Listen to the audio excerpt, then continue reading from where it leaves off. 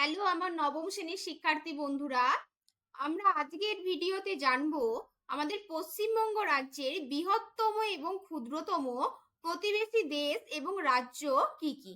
দেখো, প্রথমেই পশ্চিমবঙ্গের বৃহত্তম প্রতিবেশী দেশ বা রাষ্ট্র সেটি হলো বাংলাদেশ। যে বাংলাদেশ সব থেকে পশ্চিমবঙ্গের সাথে বাংলাদেশের আন্তর্জাতিক সীমানা সব থেকে বেশি। যে কয়টি দেশের সঙ্গে পশ্চিমবঙ্গ তার আন্তর্জাতিক সীমানা আছে তার মধ্যে বাংলাদেশের সাথে সীমানা সব থেকে বেশি, এবং বাংলাদেশ আয়তনের দিক থেকেও পশ্চিমবঙ্গের বৃহত্তম প্রতিবেশী দেশ।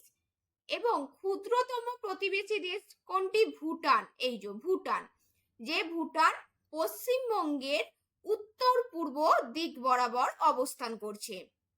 তাহলে আমরা বৃহত্তম এবং ক্ষুদ্রতম প্রতিবেশী দেশ জানলাম। এবার আমরা জানবো বৃহত্তম প্রতিবেশী রাজ্য। বৃহত্তম প্রতিবেশী রাজ্য এটি হলো ওড়িশা, এবং ক্ষুদ্রতম প্রতিবেশী রাজ্য সিকিম।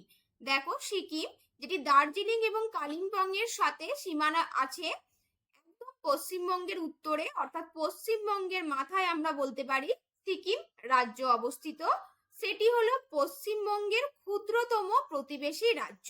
এবং ওড়িশার অবস্থানটা দেখো, এই যে ওড়িশা যেটি পশ্চিমবঙ্গের দক্ষিণ পশ্চিম দিকে অবস্থান করছে, ওড়িশা রাজ্য এটি পশ্চিমবঙ্গের যে কয়েকটি প্রতিবেশী রাজ্য আছে তার মধ্যে বৃহত্তম। তো আশা করছি এই ভিডিওটি থেকে তোমরা অনেকগুলি ইনফরমেশন জানলে। তো এগুলি কেমন লাগলো অবশ্যই কমেন্টে জানিও। ভালো লাগলে আমার চ্যানেলটি লাইক এবং সাবস্ক্রাইব করে দিও।